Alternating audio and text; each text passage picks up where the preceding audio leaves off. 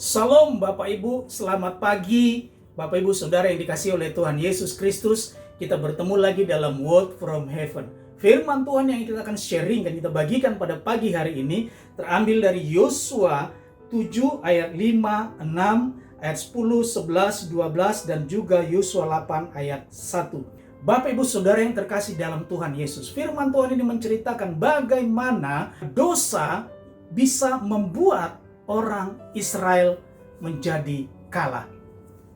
Ayat yang kelima, sebab orang Ai menewaskan kira-kira 36 orang, lalu orang-orang Israel itu dikejar dari depan pintu gerbang kota itu sampai Serabim dan dipukul kalah di lereng, lalu tawarlah hati bangsa itu amat sangat.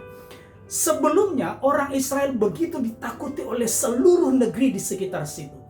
Belum lama bangsa Israel meruntuhkan suatu negeri yang sangat besar namanya Yeriko dengan tembok yang begitu kuat, tidak ada satu kerajaan pun yang bisa mengalahkan, meruntuhkan tembok itu. Tetapi satu bangsa yang kecil, sesuatu yang kecil mengalahkan mereka, sehingga kekalahan itu menyebabkan mereka, hati mereka menjadi tawar sekali, menjadi sangat takut kepada seluruh negeri yang ada di sekitar tanah Kanaan. Lalu melihat itu Yosua sebagai pemimpin, dia merendahkan hatinya. Ayat yang ke-6 dikatakan Yosua pun mengoyakkan jubahnya dan sujudlah ia dengan mukanya sampai ke tanah di depan tabut Tuhan hingga petang bersama dengan para tua-tua orang Israel. Ini menggambarkan bahwa Yosua mengoyakkan jubahnya, menanggalkan apa yang menjadi kebesarannya, apa yang mungkin bisa meninggikan hatinya, dia koyakkan, dia tinggalkan. Bahkan Yosua menanggalkan segala noda yang ada padanya. Dan itu yang kedua, Yosua mencari tabut Tuhan, datang ke depan tabut Tuhan, lalu sujud dengan mukanya sampai ke tanah. Ini menggambarkan bahwa Yosua betul-betul hancur hati, bahwa Yosua merendahkan diri. Bukan hanya itu saja, tetapi Yosua menaburkan debu di atas kepalanya. Dia mau menggugah hati Tuhan. Dari pagi sampai petang sebelum Tuhan tergugah, dia masih terus sujud ada di depan kaki Tuhan, di tabut Tuhan, di depan tabut Tuhan. Dan apa yang terjadi? Lalu berfirman Tuhan kepada Yosua, bangunlah, mengapa engkau sujud demikian? Bapak Ibu Saudara yang kekasih, Yosua menggugah hati Tuhan. Orang Israel telah berbuat dosa, mereka melanggar perjanjianku yang kuperintahkan kepada mereka. Ini sumber penyebab kekalahan orang Israel. Maka Tuhan katakan, sebab itu orang Israel tidak dapat bertahan menghadapi musuhnya. Bapak Ibu, dosa menyebabkan kuasa Tuhan terhalang untuk terjadi, bisa berkuasa, berkarya atas hidup orang percaya. Sekalipun hidup orang yang dipilih Tuhan, dipanggil Tuhan, apabila ada dosa di tengah-tengah, maka itu menghambat, dan itu akan menyebabkan kekalahan, dan itu akan menyebabkan kerugian, dan itu akan menyebabkan kegagalan. Dan itu yang terjadi pada orang Israel.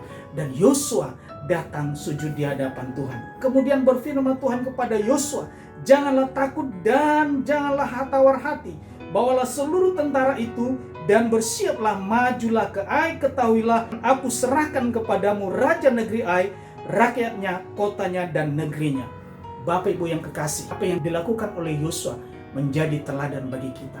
Kegagalan apapun yang kita hadapi pada saat ini, kesulitan, persoalan, pergumulan, kekalahan, kerugian, kehilangan yang Bapak Ibu hadapi, hal yang harus kita lakukan adalah mari kita menghampiri tahta Tuhan.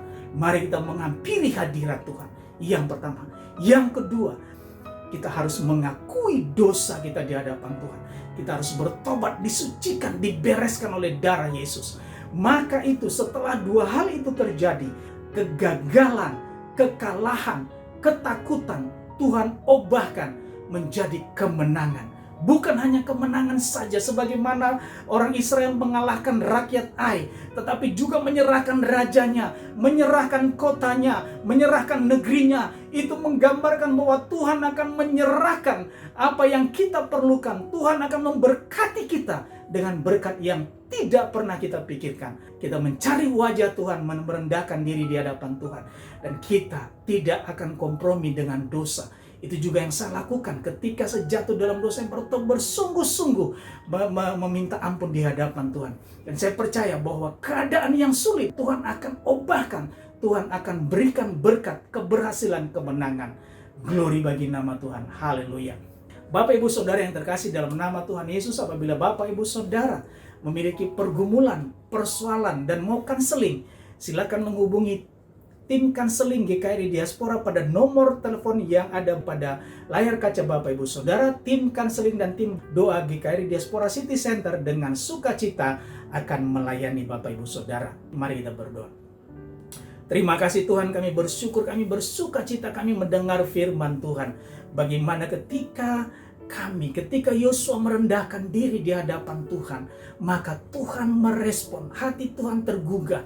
Biar dalam menghadapi semua pergumulan persoalan yang kami hadapi, kami mau datang mencari wajah Tuhan. Kami mau menggugah hati Tuhan, merendahkan hati kami, menanggalkan segala beban dosa yang ada dalam kehidupan kami, bergaul dengan Tuhan. Terima kasih Bapak, biarlah firman-Mu hidup di dalam kami, dan kami hidup di dalam firman-Mu. Dalam nama Yesus Kristus Tuhan, kami berdoa dan mengucap syukur. Haleluya. Amin.